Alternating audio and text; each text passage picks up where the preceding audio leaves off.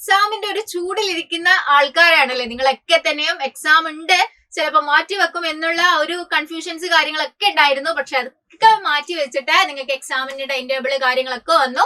ചെറിയൊരു മാറ്റങ്ങളും കാര്യങ്ങളൊക്കെ ഇപ്പൊ പുതുക്കിയ ടൈം ടേബിള് വന്നിട്ടുണ്ട്. അപ്പൊ ചെറിയൊരു റിലാക്സ് കിട്ടിയിട്ടുണ്ടാവും എന്ന് വിചാരിക്കുന്നു. പക്ഷേ നമ്മൾ സംസ്കൃതത്തിന്റെ കാര്യത്തിലേക്ക് വരുമ്പോൾ നമുക്ക് ഒരു മാറ്റവും ഇല്ല. അപ്പൊ അതുപോലെ തന്നെയാണ് നമ്മൾ കാര്യങ്ങളൊക്കെ പോകുന്നത്.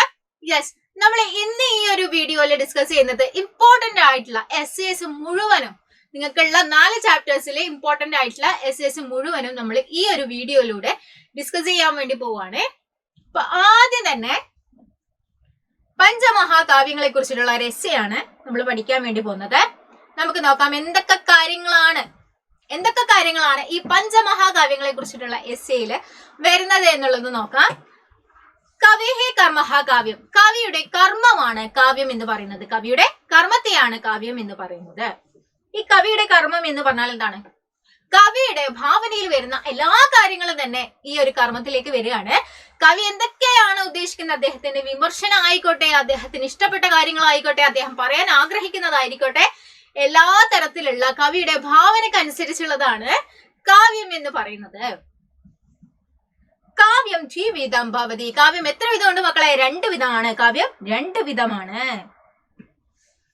ദൃശ്യകാവ്യം ശ്രവ്യകാവ്യം ഇതി ഭവതി. ശ്രവ്യകാവ്യമുണ്ട്, അതുപോലെ തന്നെ ദൃശ്യകാവ്യമുണ്ട്. 2 വിധത്തിൽ കാവ്യമുണ്ട്. ദൃശ്യകാവ്യമുണ്ട്, ശ്രവ്യകാവ്യമുണ്ട്. താനി നാടക ചലച്ചിത്രാദീനി ദൃശ്യകാവ്യാനി ദർശനമപി ആസ്വാദിതും ശക്യതേ. നമുക്ക് നാടക ചലച്ചിത്രങ്ങളിലൊക്കെ തന്നെയും ദൃശ്യകാവ്യങ്ങളില് ദർശനമപി ആസ്വാദിതും ശക്യത, നമുക്ക് ആസ്വദിക്കാൻ വേണ്ടി പറ്റും, അതുപോലെ ദർശിക്കുവാനും വേണ്ടി പറ്റും. നാടക ചലച്ചിത്രങ്ങളൊക്കെ തന്നെയും ദൃശ്യകാവ്യത്തിൽ ഉൾപ്പെടുന്നതാണ്. അത് നമുക്ക് കാണുവാനും വേണ്ടി പറ്റും, അതുപോലെ തന്നെ അത് എൻജോയ് ചെയ്യാനും പറ്റും. 2 രീതിയിലും പറ്റും കേട്ടോ. ശ്രവ്യകാവ്യം തു ശ്രവണേന ഏവ ആസ്വാദിതും ശക്യത. ശ്രവ്യകാവ്യം എന്ന് പറയുന്നത് കേൾക്കാൻ വേണ്ടി മാത്രം യൂസ് ചെയ്യാൻ പറ്റുന്നതാണ്. കേട്ടുകൊണ്ട് എൻജോയ് ചെയ്യാം.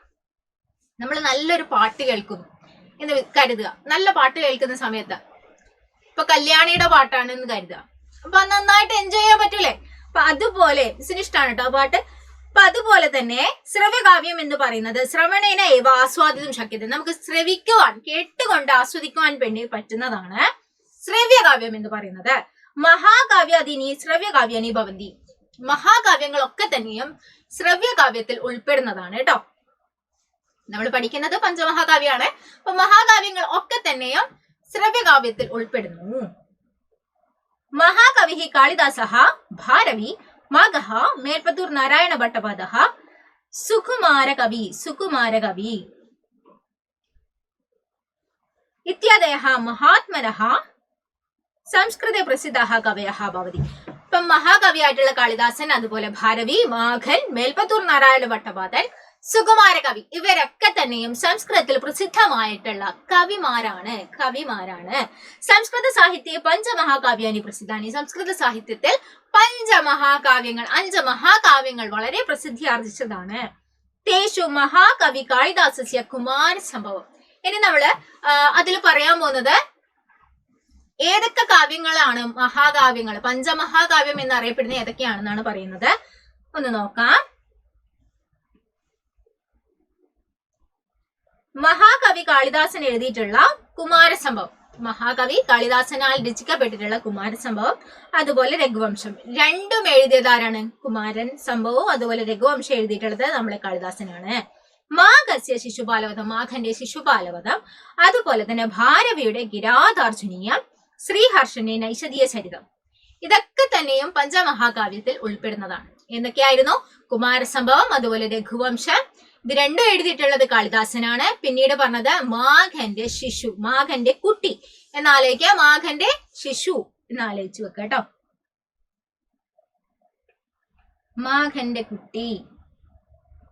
മാഘന്റെ കുട്ടി അല്ലെങ്കിൽ ശിശു. അപ്പൊ ശിശുപാലവധമായി. ഇനി കിരാതന്റെ ഭാരം എന്നാലോചിക്കുക. അപ്പൊ കിരാതാർജുനിയായി. ശ്രീഹർഷന്റെ ഔഷധം, ഇപ്പൊ ശ്രീഹർഷന്റെ നൈഷധീയ ചരിതമാണ്. ഔഷധം എന്നാലോചിക്കാൻ നൈഷധം, ഔഷധം എന്നുള്ളത് മൈൻഡിലേക്ക് ഒന്ന് സെറ്റ് ചെയ്ത് വെക്കാം. ഓക്കെ, നൈഷധീയ ചരിതം ഇപ്പൊ ശ്രീഹർഷന്റേതാണ്. ഈ 5 കൃതികളും 5 മഹാകാവ്യങ്ങളാണ് ഓക്കെ. ഏതേശാം കൃതീനാം പഠനേന കൽപ്പനാ ചാതുര്യം തത്കാല സാമാജികാനം വ്യവഹാരം ജ്ഞാതും ശക്യതേ. ഏതേശാം കൃതീനാം ഇത്തരത്തിലുള്ള കൃതികൾ കൊണ്ട് പഠനേന അത് പഠിക്കുന്നതിലൂടെ കൽപ്പനാ ചാതുര്യം നമുക്ക് എന്തുണ്ടാവുന്നു മക്കളെ? കൽപ്പന, ആ ഒരു ഭാവനാത്മകമായിട്ടുള്ള കാര്യങ്ങളൊക്കെ തന്നെ നമ്മൾ ഇത്തരം കൃതികളിൽ നിന്ന് പഠിക്കുന്നു. അതുപോലെ തത്കാല സാമാജികാനം വ്യവഹാരം. തത്കാല സാമാജികാനം വ്യവഹാരം എന്ന് പറയുന്നത് ആ നാട്ടിലുള്ള ആ ഒരു സ്ഥലത്തുള്ള അവര് ജീവിക്കുന്നത്. ഇപ്പൊ ഏതൊരു കാവ്യമാണോ ആ കാവ്യത്തില് നമുക്ക് കുറെ ക്യാരക്ടേഴ്സ് വരുമല്ലോ അല്ലെ. അപ്പൊ ആ ക്യാരക്ടേഴ്സ് ജീവിക്കുന്ന ഒരു ജീവിത രീതി, അവരുടെ സ്റ്റൈൽസ്, കാര്യങ്ങളൊക്കെ തന്നെ അത് അവിടെയുള്ള കൾച്ചേഴ്സ്, അവിടെയുള്ള കൃഷി കാര്യങ്ങള്, അവര് ജീവിക്കുന്ന മാർഗങ്ങള്, അവരുടെ സ്വഭാവം. ഓക്കെ. വ്യവഹാരം എന്നിവിടെ കൊടുത്തിട്ടുണ്ട്. വ്യവഹാരം എന്ന് പറയുന്നത് സ്വഭാവമാണ്.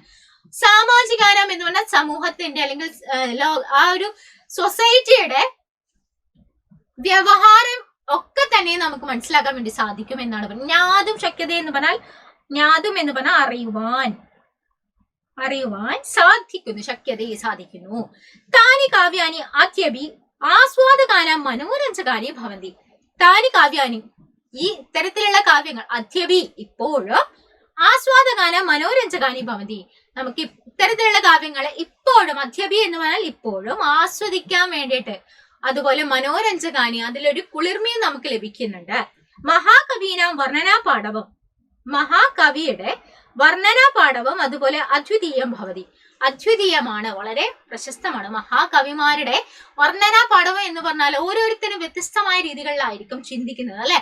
ഒരാൾ ചിന്തിക്കുന്ന രീതി ആയിരിക്കില്ല അടുത്തയാൾക്ക്. അപ്പൊ അതുകൊണ്ട് തന്നെ വ്യത്യസ്തമാർന്ന രീതികളിലായിരിക്കും ഓരോരുത്തരും. ഓരോരാൾ യുണീക്കാണ് അല്ലെ. ആ യുണീക്കാണ് എന്നുള്ളത് കൊണ്ട് തന്നെ അവരുടെ ചിന്തകളും യുണീക്ക് ആയിരിക്കും. ഇപ്പൊ മിസ്സിനെ പോലെ ആയിരിക്കില്ല നിങ്ങൾ. അപ്പൊ അതുപോലെ തന്നെ ഓരോരുത്തരുടെയും വ്യത്യസ്തമാർന്ന ചിന്താഗതികളും നമുക്ക് എവിടെ കാണാം? നമ്മൾ ഇത്തരത്തിലുള്ള കാവ്യങ്ങളിലൊക്കെ തന്നെ നമുക്ക് കാണാൻ വേണ്ടി സാധിക്കും എന്നാണ് പറയുന്നത്. ഇനി ഓരോന്നായിട്ട് നമ്മൾ പറയാണ്. കുമാരസംഭവത്തെ കുറിച്ച് പറയാണ്. കുമാരസംഭവം കവി കുലഗുരുണ കാളിദാസേന വിരചിത മഹാകാവ്യം ഭവതി കുമാരസംഭവം.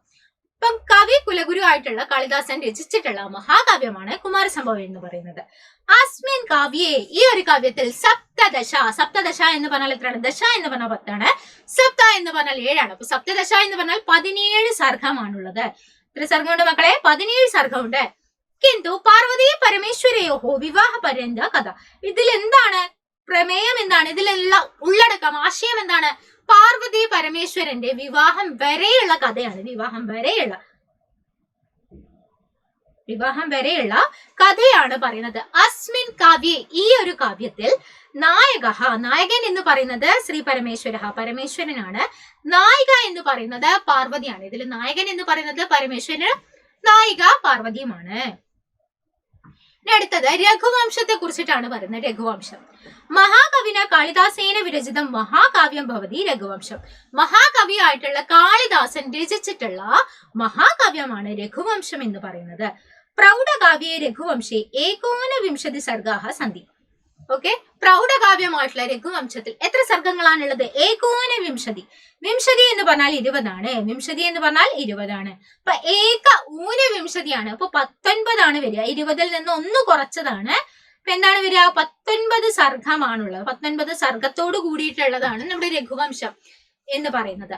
സൂര്യവംശരാജ്ഞ, സൂര്യവംശത്തിലെ രാജാവായിരുന്ന ദിലീപന്റെ, അതുപോലെ നന്ദിനിയെ പ്രസാദേന ജാതസ്യ രഘുഹോ, നന്ദിനിയെ പ്രസാദിപ്പിച്ചുകൊണ്ട് ജനിച്ച രഘുവിന്റെ കഥയാണ് ഈ ഒരു രഘുവംശത്തിൽ പറയുന്നത്. അപ്പം സൂര്യവംശത്തിലെ രാജാവായിരുന്ന ദിലീപൻ. അപ്പൊ ഈ ദിലീപന് മക്കളൊന്നും ഉണ്ടായിരുന്നില്ല. അപ്പൊ മക്കളില്ലാത്ത സമയത്ത് ഒരു വരം കിട്ടുകയാണ്. ഒരുപാട് പ്രാർത്ഥിച്ചതിന് ശേഷമാണ് പറയുന്നത് എന്താണ്, നന്ദിനി എന്ന് പറയുന്ന ഒരു പശുക്കിടാവുണ്ട്. അപ്പൊ അവളെ നന്നായിട്ട് മകളെ പോലെ അല്ലെങ്കിൽ മക്കളെ പോലെ നന്നായി പരിചരിച്ചാൽ അവള് പ്രസാദിക്കുന്നതിലൂടെ, അവളെ തൃപ്തിപ്പെടുത്തുന്നതിലൂടെ തനിക്ക് മക്കൾ ഉണ്ടാകും എന്നുള്ള ഒരു വരം കിട്ടുകയും അതുപോലെ ഒരുപാട് നാളത്തെ വ്രതത്തിന് ശേഷം ഉണ്ടാകുന്ന കുട്ടിയാണ് നമ്മുടെ രഘു എന്ന് പറയുന്നത്. അപ്പൊ രഘുവിന്റെ കഥയും അതുപോലെ രഘുവംശം ഉണ്ടാകുന്ന ഒരു കഥയുമാണ് ഈ ഒരു രഘുവംശം എന്ന് പറയുന്ന മഹാകാവ്യത്തില് പറയുന്നത്. അടുത്തത് കിരാതാർജുനീയം എന്ന് പറഞ്ഞാല് പഞ്ചമഹാകാവ്യേഷു അർത്ഥഗൗരവേണ വിശേഷം സ്ഥാനം വഹതി ഭാരവേഹേ കിരാതാർജുനീയം. അപ്പൊ പഞ്ചമഹാകാവ്യങ്ങളിൽ അർത്ഥഗൗരവേണ വളരെ അർത്ഥവത്തായ കാര്യങ്ങൾ പറയുന്നത് കൊണ്ട് തന്നെ അങ്ങനെ ഒരു വിശേഷ സ്ഥാനം ഉള്ള ആളാണ് ഭാരവി എന്ന് പറയുന്നത്. അപ്പൊ അത്തരത്തില് ഭാരവിയുടെ ഒരു കൃതിയാണ് കിരാതാർജുനീയം എന്ന് പറയുന്നത്. മഹാഭാരതസ്യ വനപർവാണി വർണ്ണിതസ്യ അർജുനസ്യ പാശുപതാസ്ത്രലാഭഃ ഏവ അഷ്ടാദശ സർഗാത്മകസ്യ അസ്യ മഹാകാവ്യസ്യ ഇതിവൃത്തം.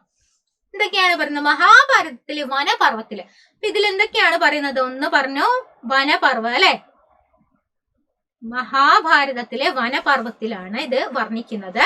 അർജുനസ്യ പാശുപതാസ്ത്രലാഭഃ അല്ലെ, അർജുനന്റെ പാശുപതാസ്ത്ര ലാഭത്തിനെ കുറിച്ചിട്ടുള്ള അഷ്ടാദശ സർഗാത്മക, 18 സർഗമുള്ള അർജുനന്റെ ഒരു അസ്ത്രത്തെ കുറിച്ചിട്ടുള്ളതാണ് അല്ലെ. പാശുപതാസ്ത്ര ലാഭത്തിനെ കുറിച്ചിട്ടാണ് പറയുന്നത്. അതുപോലെ തന്നെ 18 സർഗമാണുള്ളത് ഈ ഒരു മഹാകാവ്യത്തില്. അർജുനന്റെ കാര്യങ്ങൾ ആ പേരിൽ തന്നെ ഉണ്ട്, കിരാതാർജുനീയം അല്ലെ. അർജുനന്റെ ഒരു കഥയാണ് ഇതിൽ പറയുന്നത് എന്നുള്ള അർത്ഥം. യെസ്. അടുത്തത് ശിശുപാലവധം. ശിശുപാലവധം എന്ന് പറഞ്ഞാല് കാവ്യഗുണേഷു അലങ്കാരഃ അർത്ഥഗൗരവേണ പദലാളിത്യേന ച വിശേഷതാം വിലസതി മാകസ്യ ശിശുപാലവധം. അപ്പൊ കാവ്യഗുണങ്ങളിൽപ്പെട്ട അലങ്കാരം, കാവ്യഗുണത്തിലും അതുപോലെ അലങ്കാരത്തിലും അർത്ഥഗൗരവേണ, അർത്ഥഗൗരവത്തിലും പദലാളിത്യം കൊണ്ടും ഒക്കെ വിശേഷത ഉള്ള ആളാണ് മാഘൻ. അപ്പൊ മാഘന്റേതാണ് ശിശുപാലവധം എന്ന് പറയുന്നത്. അപ്പൊ കാവ്യഗുണത്തിലും അലങ്കാരത്തിലും അർത്ഥഗൗരവത്തിലും പദലാളിത്യം കൊണ്ട് ഒരുപാട് പദങ്ങൾ യൂസ് ചെയ്തിട്ടാണ് കാവ്യം ഉണ്ടാക്കുക. ചെറിയ ചെറിയ വാക്കുകൾ വെച്ച് ചെയ്യില്ല. അപ്പൊ കാളിദാസനെ നോക്കുന്ന സമയത്ത് കാളിദാസൻ എപ്പോഴും ഉപമയായിരിക്കും അല്ലെ, കൂടുതലും എക്സാമ്പിൾസ് വെച്ചിട്ടാണ് കാര്യങ്ങൾ സംസാരിക്കുന്നുണ്ടാകുക. പക്ഷേ മാഘനെ സംബന്ധിച്ചിടത്തോളം പദലാളിത്യം കൊണ്ടും അതുപോലെ അലങ്കാരങ്ങൾ കൂട്ടിക്കൊടുത്തും കാവ്യഗുണങ്ങളൊക്കെ ചേർന്നും ഒക്കെ തന്നെയാണ് അങ്ങനെയുള്ള ഒരു വിശേഷതയുള്ള മാഘൻ എഴുതിയിട്ടുള്ള ഒരു കാവ്യമാണ് ശിശുപാലവധം എന്ന് പറയുന്നത്. മാഘമിതി നാമാന്തരമസ്തി. മാഘമിതി, മാഘം എന്നുള്ള മറ്റൊരു പേര്, മാഘൻ എഴുതിയത് കൊണ്ട് തന്നെ മാഘം എന്നും വേറൊരു പേര് പറയുന്നുണ്ട്. കാവ്യസ്മിൻ 20 സർഗാഹ സന്ധി. കാവ്യത്തിൽ 20 സർഗാഹ, എത്രയാണ്? 20 സർഗാണുള്ളത്. 20 സർഗാണുള്ളത്.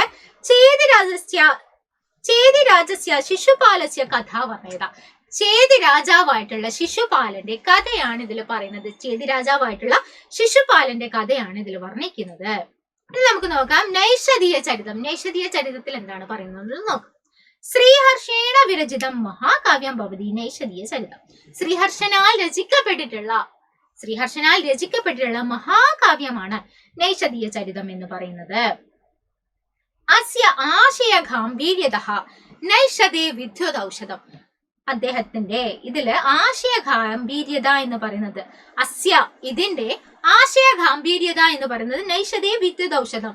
നൈഷധത്തിൽ വിദ്യുതൗഷധം, 2 ഔഷധങ്ങൾ ഉണ്ട് എന്നാണ് പറയുന്നത്. നൈഷധീയ ചരിത്രത്തിൽ എന്തുണ്ട്? 2 ഔഷധങ്ങളാണ്, 2 മരുന്നുകളാണുള്ളത് അല്ലെ. യുക്തിരസ്തി എന്നാണ് പറയുന്നത്. 2 മരുന്നുകളാണുള്ളത് എന്നാണ് പറയപ്പെടുന്നത്. കാവ്യേസ്മിൻ 21 സർഗാഹ സന്ധി. കാവ്യത്തിൽ എത്ര സർഗങ്ങളാണ് മക്കളെ ഉള്ളത്? 21 സർഗമാണുള്ളത്. 21 സർഗാണുള്ളത്. നിഷാദാധിപതിയെ, അപ്പൊ നിഷാദ രാജ്യത്തെ അധിപനായിട്ടുള്ള നള ദമയന്ത്യാഹ അനുരാഗാഹ നൈഷധീയ ചരിത അനുവർണതാഹ അല്ലെ. എന്താണ്? നിഷാദ രാജ്യത്തെ അധിപനായിട്ടുള്ള നള ദമയന്തിയുടെ, നളന്റെ അതുപോലെ ദമയന്തിയുടെയും അനുരാഗമാണ്, പ്രണയമാണ് പറ. അപ്പൊ ഇതിലെ ക്യാരക്ടേഴ്സ് ആരൊക്കെയാണ്? നളനോ അതുപോലെ ദമയന്തിയാണ് ഇതിലെ ക്യാരക്ടേഴ്സ്. അവരുടെ പ്രണയമാണ് ഇതിൽ പറയുന്നത്. അവരുടെ പ്രണയമാണ് ഇതിൽ പറയുന്നത്. അനുരാഗ നൈഷധീയ ചരിത അനുവർണിതാഹ. അപ്പൊ ഇതില് പറയുന്നത് എന്താണ്? നള ദമയന്തിയുടെ പ്രണയമാണ് പറയുന്നത്. ഇത്രയും കാര്യങ്ങളാണ് ഇതിൽ പറയാനുള്ളത്. അപ്പൊ ഒന്നുകൂടി നമുക്ക് ജസ്റ്റ് ഒന്ന് നോക്കാം. ഇപ്പൊ കുമാരസംഭവത്തിൽ നമ്മൾ പറഞ്ഞു 17 സർഗമാണ് ഉള്ളത്. അതുപോലെ ശിവന്റെയും പാർവതിയുടെയും കഥയാണ് ഇതിൽ പറയുന്നത്. പിന്നീട് എന്താണ് പറഞ്ഞിട്ടുള്ളത്? ഇത് കാളിദാസനാണ് രചിച്ചിട്ടുള്ളത്. ഈ ഒരു കാര്യങ്ങളൊക്കെ തന്നെ പറഞ്ഞിട്ടുണ്ട്. രണ്ടാമത്തേതായിട്ടുള്ള രഘുവംശത്തിൽ നമ്മൾ പറഞ്ഞത് രഘുവിന്റെ വംശത്തെ കുറിച്ചിട്ടുള്ള കഥയാണ് അല്ലെ. ഇതില് 19 സർഗാണുള്ളത്. സൂര്യവംശത്തിലെ രാജാവായിട്ടുള്ള ദിലീപൻ നന്ദിനെ പ്രസാദിപ്പിച്ചുകൊണ്ട് ജനിച്ച കുട്ടിയായിട്ടുള്ള രഘുവിന്റെ കഥയാണ് ഇതില് പ്രമേയമായിട്ട് പറയുന്നത്. കിരാതാർജുനിയിൽ 18 സർഗമാണുള്ളത്. അതുപോലെ വനപർവത്തിലാണ് ഉള്ളത്. ഇത് അർജുനന്റെ ഒരു അസ്ത്രം, പാശുപതാസ്ത്രവുമായിട്ട് ബന്ധപ്പെടുത്തിയിട്ടുള്ള ഒരു കഥയാണ് ഇതിൽ പറയുന്നത്. അടുത്തത് ശിശുപാലവധത്തിൽ പറയുന്നത് എന്തിനെ കുറിച്ചിട്ടാണ്? മാഘൻ എഴുതിയത് കൊണ്ട് തന്നെ മാഘം എന്നുള്ള പേര് കൂടി എന്തിനുണ്ട്? ശിശുപാലവധത്തിനുണ്ട്. പിന്നീട് പറയാണ് 20 സർഗാണ് ഇതിലുള്ളത്. ചേതി രാജാവായിട്ടുള്ള ശിശുപാലനെ കുറിച്ചിട്ടുള്ള കഥയാണ് ഇതിൽ വർണ്ണിക്കുന്നത്. നൈഷധീയ ചരിത്രത്തിൽ പറയുന്നത് നളന്റെയും ദമയന്തിയുടെയും പ്രണയ കഥയാണ് പറയുന്നത്. 21 സർഗങ്ങളാണുള്ളത്. അതുപോലെ തന്നെ ഇത് വിദ്വത് ഔഷധം എന്നുള്ള പേരിൽ കൂടി അറിയപ്പെടുന്നത്. വിദ്വത് ഔഷധം എന്ന നൈഷധത്തിൽ 2 ഔഷധങ്ങളുണ്ട് എന്നാണ് പറയപ്പെടുന്നത്. ഇത്രയും കാര്യങ്ങളാണ് പഞ്ചമഹാകാവ്യത്തിൽ വരുന്നത്. പഞ്ചമഹാകാവ്യങ്ങളെ കുറിച്ച് എഴുതാൻ വന്നു കഴിഞ്ഞാല് ഇത്രയും കാര്യങ്ങൾ ഉൾപ്പെടുത്തി വേണം നിങ്ങൾ ഒരു എസ്സേ തയ്യാറാക്കാൻ വേണ്ടി. ഓക്കെ, അടുത്തതായിട്ട് പറയുന്നത് ആയുർവേദസ്യ മഹത്വം. ആയുർവേദത്തിന്റെ മഹത്വത്തെ കുറിച്ചിട്ടുള്ള രസ്യാണ്. നമുക്ക് നോക്കാം എന്തൊക്കെ കാര്യങ്ങളാണ് അതിൽ വരുന്നത് എന്നുള്ളത്, എന്തൊക്കെ കാര്യങ്ങളാണ് അതിൽ പറയുന്നത് എന്നുള്ളത് നോക്കാം. ആയുർവേദ ഭാരതസ്യ പ്രാചീന ചികിത്സാ ശാസ്ത്ര അസ്തി. ഭാരതത്തിന്റെ പ്രാചീനമായിട്ടുള്ള ചികിത്സാ രീതിയാണ് ആയുർവേദം എന്ന് പറയുന്നത് അല്ലെ. ഭാരതത്തിന്റെ പഴയകാല ചികിത്സാ രീതിയാണ് ആയുർവേദം എന്ന് പറയുന്നത്. ആയുഹു ഇത് ജീവനം. ആയുഹു എന്ന് പറഞ്ഞാൽ അത് ജീവിതമാണ്. വേദഹ ഇത് ജ്ഞാനം. വേദം എന്ന് പറയുന്നത് എന്താണ്? ജ്ഞാനമാണ്, അറിവാണ്. അതഹ ആയുർവേദ ജീവനസ്യ ജ്ഞാനം ഇത് കഥ്യത. അതുകൊണ്ട് തന്നെ നമ്മുടെ ആയുർവേദത്തെ ജീവിതത്തിന്റെ അറിവ് എന്നാണ് പറയപ്പെടുന്നത്. എന്താണ്? ജീവനസ്യ ജ്ഞാനം എന്ന് പറയുന്നു അല്ലെ. ആയുർവേദസ്യ മുഖ്യം ലക്ഷ്യം. ആയുർവേദത്തിന്റെ മുഖ്യമായിട്ടുള്ള ലക്ഷ്യം എന്താണ്? സ്വാസ്ഥ്യ രക്ഷണം. ആരോഗ്യമുള്ള ആൾക്കാരുടെ ആരോഗ്യ സംരക്ഷണം. ആരോഗ്യമുള്ളവർക്ക് ആരോഗ്യത്തെ എങ്ങനെ സംരക്ഷിക്കാം. അതുപോലെ തന്നെ ആതുരസ്യ എന്ന് പറഞ്ഞാൽ രോഗികളാണ്. രോഗികൾക്ക് വികാര പ്രശമനം. അവരുടെ ആരോഗ്യം ഇല്ലാത്തൊരവസ്ഥ ആണല്ലോ രോഗി അല്ലെ. രോഗി എന്ന് പറയുന്നത് എന്താണ്? രോഗം എന്ന് പറയുന്നത് ആരോഗ്യം ഇല്ലാത്തൊരു അവസ്ഥയാണ് അല്ലെ, സുഖകരമല്ലാത്തൊരവസ്ഥ. അപ്പൊ അതിന് ഒരു ശമനം നൽകുക, അഥവാ നല്ല രീതിയിൽ സുഖമായിട്ട് പോകാനുള്ള ഒരു ശമനം, രോഗത്തിനുള്ള ശമനമായിട്ടാണ് ആയുർവേദത്തെ കാണുന്നത് എന്ന് മനസ്സിലാക്കുക. ഓക്കെ, സ്വാസ്ഥ്യ രക്ഷണം. അതുപോലെ തന്നെ ആതുരസ്യ വികാര പ്രശമനം. ആതുരസ്യ ശമനം എന്ന് പറഞ്ഞാലും കറക്റ്റ് ആണ് കേട്ടോ. യെസ്. അടുത്തത് ആയുർവേദ ശരീരസ്യ മനസ്സഹാച്ച സ്വാസ്ഥ്യസ്യ മഹത്വം പ്രതിപാദ്യതേ. ആയുർവേദത്തിൽ ശരീരത്തിന്റെയും മനസ്സിന്റെയും സ്വാസ്ഥ്യം, ആരോഗ്യമാണ് മഹത്വം പ്രതിഭ. അങ്ങനെയുള്ള ആരോഗ്യമാണ് വേണ്ടത്.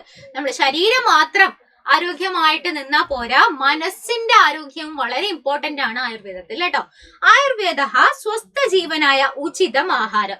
ആയുർവേദത്തില് സ്വസ്ഥ ജീവനായ നല്ലൊരു ജീവിതം നയിക്കാൻ വേണ്ടിയിട്ട്, അല്ലെങ്കിൽ നല്ല ജീവിതത്തിനായിട്ട് എന്തൊക്കെ ചെയ്യണം?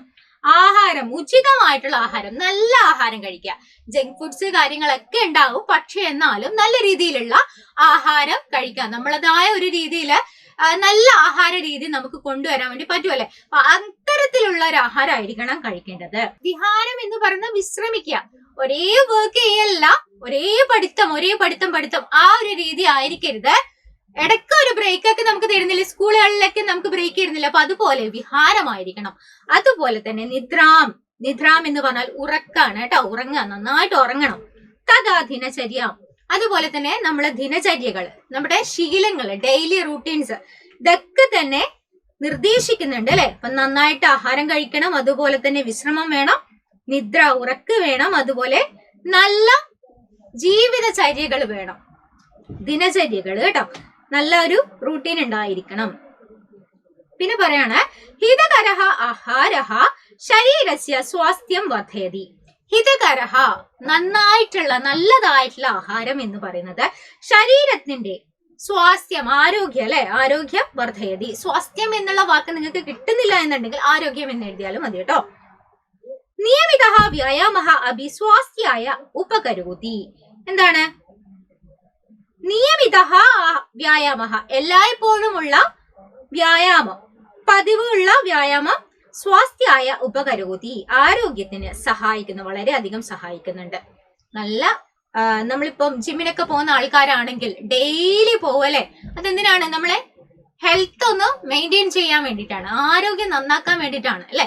അപ്പൊ അതുപോലെ തന്നെ എല്ലാ ദിവസവും ചെയ്യുന്നുണ്ടെങ്കിൽ എല്ലാ ദിവസവും ചെയ്യുക, ചെയ്യുന്നില്ലെങ്കിൽ തീരെ ചെയ്യണ്ട. ആ ഒരു രീതി ആയിരിക്കണം കേട്ടോ.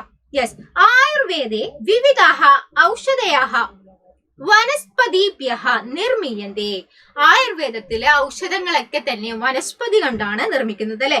എന്താണ് വനസ്പതി എന്ന് പറഞ്ഞാൽ സസ്യങ്ങളാണ്, സസ്യങ്ങൾ കൊണ്ടാണ് നിർമ്മിക്കുന്നത്. നമുക്കറിയാം ഔഷധങ്ങളുടെ പേരുകൾ പോലും സംസ്കൃതത്തിലാണ് അല്ലെ. ഒരുപാട് ഔഷധങ്ങളുടെ പേരുകൾ നിങ്ങൾ ആയുർവേദ ഹോസ്പിറ്റലിലൊക്കെ പോകുന്ന സമയത്ത് ഔഷധങ്ങളുടെ പേരുകൾ മുഴുവൻ നമുക്ക് സംസ്കൃതത്തിൽ കാണാൻ വേണ്ടി സാധിക്കും. അപ്പൊ അതുകൊണ്ട് തന്നെ വനസ്പതി എന്ന് പറയുന്നത് സസ്യങ്ങൾ എന്നുള്ള അർത്ഥമാണ് കേട്ടോ. വനസ്പതി എന്ന് പറയുന്നത് സസ്യങ്ങളാണ്.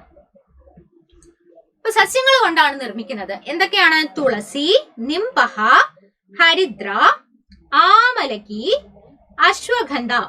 കുറച്ച് പേരുകളെ കൊടുത്തിട്ടുള്ളൂ.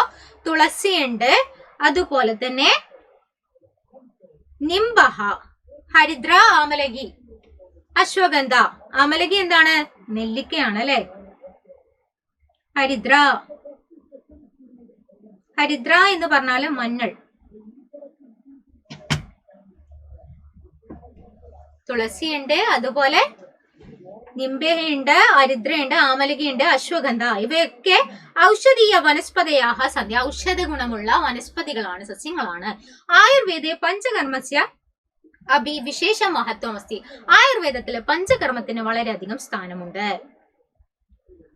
ആയുർവേദ കേവലം രോഗനിവാരണായ എന്താണ്? ആയുർവേദം എന്ന് പറയുന്നത് രോഗ നിവാരണം ചെയ്യാൻ, രോഗത്തെ ഇല്ലാതാക്കാൻ വേണ്ടി മാത്രമല്ല, അഭിതു സ്വസ്ഥ ജീവനസ്യ സംരക്ഷണായ അഭി ഉപയോഗിച്ചത്. ആയുർവേദം എന്ന് പറയുന്നത് ഒരു രോഗ നിവാരണത്തിന് മാത്രമല്ല, സ്വസ്ഥമായി ജീവിക്കാൻ, ജീവിതം ആരോഗ്യകരമായിട്ട് നിലനിർത്താനും വേണ്ടിയിട്ടാണ് ഉപയോഗിച്ചത് അല്ലെ. അതിനെ സംരക്ഷിക്കാനും വേണ്ടിയാണ് ഉപയോഗിക്കുന്നത് കേട്ടോ.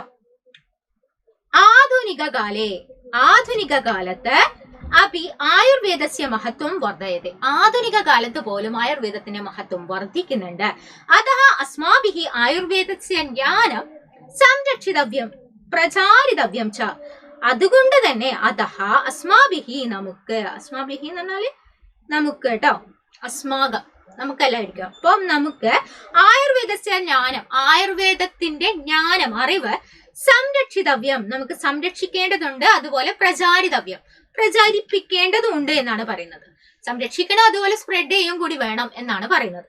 മനസ്സിലായല്ലോ? ആധുനിക കാലത്തും കൂടി നമുക്കറിയാം വിദേശികൾ അല്ലെ. ആധുനിക കാലത്ത് എന്ന് പറയുമ്പോൾ തന്നെ വിദേശികളൊക്കെ ആയുർവേദ ചികിത്സക്ക് വേണ്ടിയിട്ട് ഒരുപാട് വിദേശികൾ ആയുർവേദ ചികിത്സക്കായിട്ട് എന്ത് ചെയ്യുന്നുണ്ട്? നമ്മുടെ കേരളത്തിലോട്ട് വരുന്നുണ്ട്. അപ്പൊ ആയുർവേദ ചികിത്സയുടെ മഹാത്മ്യത്തെ കുറിച്ചിട്ടാണ് ഈ ഒരു എസ്സേയില് നമ്മൾ പറഞ്ഞുകൊണ്ടിരിക്കുന്നത് അല്ലെ. യെസ്.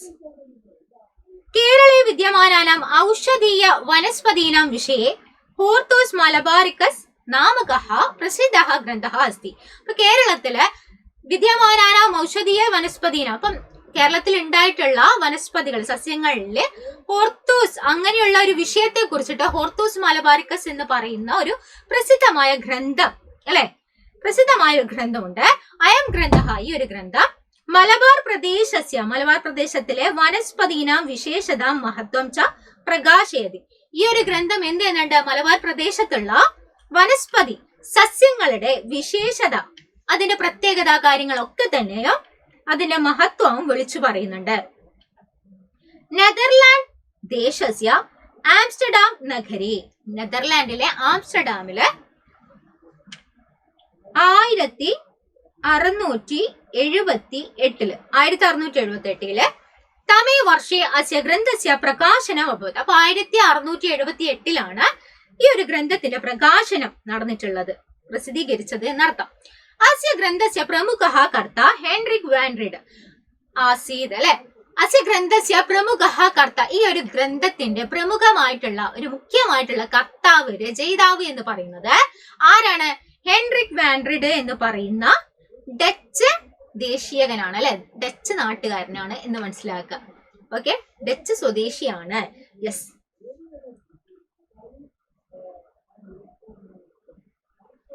വാൻറിഡ് മഹാഭാഗഃ കേരളെ ഉപലബ്ധാനാം ബഹൂനാം വനസ്പതീനാം ഔഷധ ഗുണജ്ഞാതവാൻ. വാൻറിഡ് മഹാഭാഗൻ എന്ത് ചെയ്തിട്ടുണ്ട്? അദ്ദേഹം, വാൻറിഡ് എന്ന് പറയുന്ന ആ ഒരു ഡച്ച് ദേശീയകനായിട്ടുള്ള ആള് കേരളെ ഉപലബ്ധാനാം, കേരളത്തിൽ ഉപലബ്ധാനാം ലഭിച്ചുകൊണ്ടിരിക്കുന്ന ബഹൂനാം വനസ്പതിനം ഒരുപാട് സസ്യങ്ങളുടെ ഔഷധ ഗുണാന്യാതവാൻ ഔഷധ ഗുണങ്ങളെ കുറിച്ച് അറിഞ്ഞു. കേരളസ്യ പണ്ഡിതാനാം വൈദ്യാനാം ച സഹായേന. അപ്പം എന്ത് ചെയ്യാണ്, കേരളത്തിലുള്ള പണ്ഡിതന്മാരുടെയും അതുപോലെ വൈദ്യന്മാരുടെയും ഒക്കെ സഹായം കൊണ്ട് അദ്ദേഹം ബഹൂനാം വനസ്പതീനാം വിവരണം സംഗ്രഹീതവാൻ. ഒരുപാട് വനസ്പതി എന്ന് പറയുന്നത് സസ്യങ്ങളുടെ വിവരണം എന്ത് ചെയ്യുന്നു, സംഗ്രഹീതവാൻ എന്ന് പറഞ്ഞാൽ ശേഖരിച്ചു. ഇട്ടി അച്യുതൻ നാമകഃ പ്രസിദ്ധഃ കൈരളീയ വൈദ്യഃ അഭി ഗ്രന്ഥരചനായാം മഹത്വപൂർണ്ണ യോഗദാനം അകരോത്. അപ്പൊ ഇട്ടി അച്യുതൻ എന്ന് പറയുന്ന കേരളത്തിലെ ആള് അല്ലെ, കൈരളീയ വൈദ്യഃ എന്ന് പറഞ്ഞാല് മലയാളി ആയിട്ടുള്ള വൈദ്യനായിട്ടുള്ള മലയാളി വൈദ്യൻ അഥവാ കേരളത്തിലെ വൈദ്യനായിട്ടുള്ള ഇട്ടി അച്യുതൻ എന്ന് പറയുന്ന പ്രസിദ്ധനായിട്ടുള്ള ആള് എന്ത് ചെയ്യാണ്, ഗ്രന്ഥരചനായം ഈ ഒരു ഗ്രന്ഥം രചിക്കുവാൻ വേണ്ടിയിട്ട് അദ്ദേഹത്തിന്റെ സംഭാവനകൾ, യോഗദാനം എന്ന് പറഞ്ഞാൽ സംഭാവനയാണ്, അകരോത് ഒരുപാട് സംഭാവനകൾ ചെയ്തിട്ടുണ്ട്. അദ്ദേഹത്തിന് അറിയുന്ന കാര്യങ്ങളൊക്കെ കൂടിയിട്ടാണ് ഹോർത്തൂസ് മലബാറിക്കസ് എന്ന് പറയുന്ന ഒരു ഗ്രന്ഥം രചിച്ചിട്ടുള്ളത് അല്ലെ. അപ്പൊ ഇത്രയും കാര്യങ്ങളാണ് ഈ ഒരു എസ്സേയില് നിങ്ങൾക്ക് പഠിക്കാനുള്ളത്. അപ്പൊ ആയുർവേദത്തിന്റെ കാര്യം എന്ന് പറയുമ്പോൾ ഒന്ന് ആലോചിക്കേണ്ട, ആയുഷഹ വേദ, ആയുർവേദം എന്ന് പറയുന്നത് ആയുസിന്റെ വേദമാണ് എന്നുള്ള കാര്യം ഇമ്പോർട്ടന്റ് ആണ് അല്ലെ. ആയുസിന്റെ വേദത്തെയാണ് ആയുർവേദം എന്ന് പറയുന്നത്. പിന്നീട് നമ്മൾ അത് എന്തുകൊണ്ടാണ് സംരക്ഷിക്കപ്പെടേണ്ടത് എന്ന് പറയുന്നുണ്ട് അല്ലെ. എന്തുകൊണ്ടാണ് അത്, മനസ്സിന്റെ ആരോഗ്യവും അതുപോലെ ശരീരത്തിന്റെ ആരോഗ്യം മാത്രമല്ല മനസ്സിന്റെ ആരോഗ്യം കൂടി ഇതിൽ കണക്കെടുക്കേണ്ടതുണ്ട്. ഇതൊരു പാഠമായിട്ട് നമ്മൾ കേരള രാമഹ എന്ന് പറയുന്ന പാഠവുമായിട്ട് കണക്റ്റഡ് ആണ്. അതുകൊണ്ടാണ് ഇത്തരത്തിലുള്ള ഒരു എസ്സേ ഇതിൽ ഉൾപ്പെടുത്തിയിട്ടുള്ളത് കേട്ടോ. യെസ്, അടുത്ത എസ്സേയിലേക്ക് കടക്കാം. അടുത്തതായിട്ട് നിങ്ങൾക്ക് വരുന്നത് ഹോർത്തൂസ് മലബാറിക്കസ് എന്ന് പറയുന്ന ഗ്രന്ഥത്തിനെ കുറിച്ചിട്ടുള്ള ഒരു ടിപ്പണിയാണ്. ആ ടിപ്പണിയിലേക്ക് നമുക്ക് നോക്കാം. എല്ലാം കാര്യങ്ങളാണ് അവിടെ പറയുന്നത് എന്നുള്ളത് നോക്കാം. യെസ്, അസ്മാൻ പരിതഹ ബഹൂനി ഔഷധ സസ്യാനി വിരാജന്തേ. നമുക്ക് ചുറ്റും ഒരുപാട് നിരവധിയാർന്ന ഔഷധ സസ്യങ്ങൾ നിലവിലുണ്ട് അല്ലെ, വിരാജന്തേ അവിടെയുണ്ട്. തത്ര കൈരളീയ സസ്യ വിജ്ഞാനമധികൃത്യ സചിത്ര നിഘണ്ടു രൂപേണ കൃതഃ ഗ്രന്ഥഃ ഭവതി ഹോർത്തൂസ് മലബാറിക്കസ്. ഇപ്പൊ കൈരളീയ സസ്യ വിജ്ഞാനങ്ങളെ കുറിച്ചിട്ട്, കേരളത്തിലുള്ള സസ്യങ്ങളെ കുറിച്ചിട്ടുള്ള അതിന്റെ അറിവ് അല്ലെ, വിജ്ഞാനത്തെ കുറിച്ചിട്ട് സചിത്ര നിഘണ്ടു, ഒരു ചിത്രത്തോട് കൂടിയിട്ടുള്ള ഒരു പിക്ചറോട് കൂടിയിട്ടുള്ള ഒരു നിഘണ്ടു രൂപത്തിലാണ് ഒരു ഗ്രന്ഥം ഉള്ളത്. ആ ഗ്രന്ഥത്തിന്റെ പേരാണ് Hortus Malabaricus. Okay, Hortus Malabaricus എന്ന് പറയുന്ന ഗ്രന്ഥമാണുള്ളത്. പ്രഖ്യാതസ്യ ഡച്ച് സൈനികസ്യ ഹെൻറിക് വാൻഡ്രെഡ് മഹാശയസ്യ ഇച്ഛാശക്തേഹി സത്ഫലമേവ ഏഷഃ ഗ്രന്ഥഃ. പ്രഖ്യാതനായിട്ടുള്ള പ്രശസ്തി ആർജിച്ചിട്ടുള്ള ഡച്ച് സൈനികനായിട്ടുള്ള ഹെൻറിക് വാൻഡ്രിഡ് ആണ് കേട്ടോ. ഹെൻറിക് വാൻഡ്രിഡ് ആണ്. ഇച്ഛാശക്തി, അദ്ദേഹത്തിന്റെ ഇച്ഛാശക്തി കൊണ്ടും അദ്ദേഹത്തിന്റെ കഠിനമായിട്ടുള്ള പ്രയത്നം കൊണ്ടും അതുപോലെ സസ്യങ്ങളെ കുറിച്ച് അറിയാനുള്ള ആ ഒരു ഇച്ഛാശക്തി, ആഗ്രഹം കൊണ്ടും ആണ് സഫലമേവ, ഇത് ഈ ഒരു കാര്യം, ഈ ഒരു പുസ്തകത്തിന്റെ ഒരു വിജയം എന്ന് പറയുന്നത് കേട്ടോ. സഫലമായി, അദ്ദേഹത്തിന്റെ ആഗ്രഹം സഫലമാവുകയാണ് ചെയ്തത്. കേരളസ്യ മലബാർ പ്രദേശേഷു വിദ്യമാനാനാം സമസ്ത സസ്യജാലാനാം ഔഷധ ഗുണമധികൃത്യ വിശദ വിവരണം ഗ്രന്ഥേസ്മിൻ ഉപലഭ്യത. ഇപ്പൊ ഈ ഗ്രന്ഥത്തിൽ നമുക്ക് എന്തൊക്കെ കാണാൻ വേണ്ടി സാധിക്കും എന്നുള്ളതാണ് പറയുന്നത്. കേരളത്തിലെ മലബാർ പ്രദേശത്ത് ഉണ്ടാവുന്ന സസ്യങ്ങളെ കുറിച്ചിട്ടുള്ള, സമസ്ത സസ്യം എന്ന് പറഞ്ഞ എല്ലാ സസ്യങ്ങളെ കുറിച്ചിട്ടുള്ള, അതുപോലെ തന്നെ ഔഷധമധികൃത്യ എല്ലാ സസ്യങ്ങളുടെയും ഔഷധ ഗുണം, എന്തൊക്കെ സസ്യങ്ങളിൽ എന്തൊക്കെ തരത്തിലുള്ള ഗുണങ്ങൾ ഉണ്ട്, ഈ ഔഷധത്തിന് പറ്റിയതാണോ, ഇതിന്റെ കാര്യങ്ങൾ എങ്ങനെയാണ് തുടങ്ങിയിട്ടുള്ള എല്ലാ കാര്യങ്ങളും തന്നെ വിശദമായിട്ടുള്ള വിവരണത്തോട് കൂടിയിട്ടാണ് ഈ ഒരു ഗ്രന്ഥം ഉപലഭ്യതയെ നമുക്ക് ലഭിക്കുന്നത്. തദർത്ഥം ഇട്ടി അച്യുത സദൃശ്യാനം കേശാഞ്ചന കേരളീയ പണ്ഡിതാനാം സഹായേന സസ്യ സമാഹരണം കൃതവാൻ. അപ്പൊ ഇതൊക്കെ ഈ ഒരു ഡച്ച് സൈനികന് സ്വന്തമായിട്ട് ചെയ്യാൻ വേണ്ടി പറ്റുമോ? ഇല്ല അല്ലെ. അപ്പൊ അതുകൊണ്ട് തന്നെ മലയാളികളുടെ സഹായം അല്ലെങ്കിൽ കേരളത്തിലുള്ള ആളുകളുടെ സഹായം എന്തായാലും ഡച്ച് സൈനികൻ എടുത്തിട്ടുണ്ടാവും. അതുകൊണ്ട് തന്നെയാണ് ഡച്ച് സൈനികൻ എന്ത് ചെയ്തിട്ടുണ്ടത്, ഇട്ടി അച്യുതൻ എന്ന് പറയുന്ന കൈരളീയ പണ്ഡിതാനാം, ഒരു കേരളത്തിലെ പണ്ഡിതൻ, കൈരളിയല്ല കേരളീയ പണ്ഡിതാനാം, അപ്പൊ കേരളത്തിലുള്ള ഒരു പണ്ഡിതന്റെ സഹായത്തോടു കൂടിയാണ് ഈ കാര്യങ്ങളൊക്കെ തന്നെയും ചെയ്തിട്ടുള്ളത്. നെതർലാൻഡ് ദേശസ്യ ആംസ്റ്റർഡാം നഗരാത് 1678 തമേ വർഷേ അയം ഗ്രന്ഥ പ്രകാശിത. ഇപ്പൊ നെതർലാൻഡ് ദേശത്തില് ആംസ്റ്റർഡാമില് 1678 ഈ ഒരു പുസ്തകം പ്രസിദ്ധീകരിച്ചത്. ഓക്കെ. മലബാർ പ്രദേശസ്യ ഉദ്യാനം ഗ്രന്ഥനാമ സൂചയതി. ഇപ്പൊ ഹോർത്തൂസ് മലബാറിക്കസ് എന്ന് പറയുന്നത് എന്താണ്? മലബാർ പ്രദേശത്തിന്റെ ഉദ്യാനം എന്നാണ് ഹോർത്തൂസ് മലബാറിക്കസ് എന്ന് പറയുന്നത്. അപ്പൊ അതിന്റെ അർത്ഥം വരുന്നത് എന്താണ്? മലബാർ പ്രദേശത്തിന്റെ ഉദ്യാനം എന്നാണ് കേട്ടോ. കൊല്ലാട്ടു വൈദ്യൻ ഇത് പ്രസിദ്ധ ഇട്ടി അച്യുതൻ സ്വസ്യ സമസ്ത ജ്ഞാനം ഗ്രന്ഥരചനയായി സമർപ്പിതവാൻ. ഇപ്പൊ കൊല്ലാട്ടു വൈദ്യൻ എന്നറിയപ്പെടുന്ന ഇട്ടി അച്യുതൻ. ഇപ്പൊ കൊല്ലാട്ടു വൈദ്യൻ എന്ന് പറയുമ്പോൾ ആരാണ്? ഓർത്തു വെക്കണേ. കൊല്ലാട്ടു വൈദ്യൻ എന്ന് പറയുന്ന ഇട്ടി അച്യുതൻ എന്ത് ചെയ്യാണ്? സ്വസ്യ സ്വന്തമായിട്ടുള്ള അദ്ദേഹത്തിനുള്ള സമസ്തമായിട്ടുള്ള എല്ലാ അറിവുകളും ഗ്രന്ഥരചനയായി സമർപ്പിതവാൻ ഗ്രന്ഥരചനയിൽ സമർപ്പിച്ചിട്ടുണ്ട് എന്നാണ് പറയുന്നത് കേട്ടോ. കൊല്ലാട്ട് കുടുംബേന പാരമ്പര്യ സസ്യവിജ്ഞാനം. ഇപ്പൊ കൊല്ലാട്ട് കുടുംബത്തിന് പാരമ്പര്യമായിട്ട് ഒരുപാട് സസ്യവിജ്ഞാനം ഉണ്ട്. ഓൾറെഡി വൈദ്യന്മാരാണല്ലോ അല്ലെ. അപ്പൊ അതുകൊണ്ട് തന്നെ സസ്യങ്ങളെ കുറിച്ചും ഔഷധങ്ങളെ കുറിച്ചും ഒക്കെ തന്നെ നന്നായിട്ടുള്ള അറിവുള്ള ആൾക്കാരായിരിക്കും. അപ്പൊ അതുകൊണ്ട് തന്നെ അദ്ദേഹത്തിന്റെ പാരമ്പര്യമായിട്ട് കുടുംബപരമായിട്ട് തന്നെ ഒരുപാട് അറിവുള്ള ആളായത് കൊണ്ട് തന്നെ എന്ത് ചെയ്തിട്ടുണ്ട്? അവരുടെ ഒരു പുസ്തകമുണ്ട്. എന്താണ് ആ പുസ്തകത്തിന്റെ പേര്? ചൊൽക്കൂട്ട് പുസ്തകം എന്നാണ് പേര്. ആ ഒരു പുസ്തകത്തില് എന്തുണ്ട്? പൂർവമേവ സമാഹൃതമാസിയത് പാരമ്പര്യ സസ്യവിജ്ഞാനം ഒക്കെ തന്നെയും അതിലുണ്ട്. അപ്പൊ കൊല്ലാട്ട് കുടുംബത്തിലെ പാരമ്പര്യ സസ്യവിജ്ഞാനം, പാരമ്പര്യമായിട്ട് കിട്ടിയ സസ്യവിജ്ഞാനത്തെ കുറിച്ചിട്ട് ചോൽക്കോട്ട് പുസ്തകം എന്ന് പറയുന്ന ഒരു പുസ്തകത്തില് ഒക്കെ തന്നെയുണ്ട് സമാഹൃതവാൻ. അപ്പൊ ആ ഒരു പുസ്തകത്തിൽ നിന്നും എന്ത് ചെയ്തിട്ടുണ്ട്? ഡച്ച് ദേശീയകനായിട്ടുള്ള ഹെൻറിക് വാൻഡ്രിഡിനെ ഒരുപാട് ഹെൽപ്പ് ചെയ്തിട്ടുണ്ട് നമ്മൾ ഇട്ടി അച്യുതൻ. ഇട്ടി അച്യുതൻ എന്ന് പറയുന്നത് ഒരു വൈദ്യനാണല്ലേ. അപ്പൊ അതുകൊണ്ട് തന്നെ അവരുടെ ആ വൈദ്യ കുടുംബത്തിന്റെ ഒരു പാരമ്പര്യമായിട്ട് കിട്ടുന്ന ഒരുപാട് സസ്യങ്ങളെ കുറിച്ചിട്ടുള്ള അറിവ്, ഔഷധങ്ങളെ കുറിച്ചിട്ടുള്ള അറിവ് ഒക്കെ തന്നെയും ഈ ഒരു പുസ്തകത്തില് വളരെ ഹെൽപ്ഫുൾ ആയിട്ടുണ്ടാണ് പറഞ്ഞു വരുന്നത് കേട്ടോ. വളരെ ഹെൽപ്പ് ആയിട്ടുണ്ട് എന്ന് പറഞ്ഞു വരുന്നു. തദത്ര സഹായകമഭവത് ഇതം പ്രഥമതയാ മലയാള ലിപി അസ്മിൻ ഗ്രന്ഥേ ഏവ മുദ്രിത അഭവത്. അപ്പൊ ഈ ഒരു ഗ്രന്ഥത്തിലാണ് മലയാള ലിപി ആദ്യമായിട്ട് യൂസ് ചെയ്തത്. മലയാള അക്ഷരങ്ങളൊക്കെ കൂട്ടിയിട്ട് ആദ്യമായിട്ട് ഉപയോഗിച്ചത് ഈ ഒരു പുസ്തകത്തിലാണ്.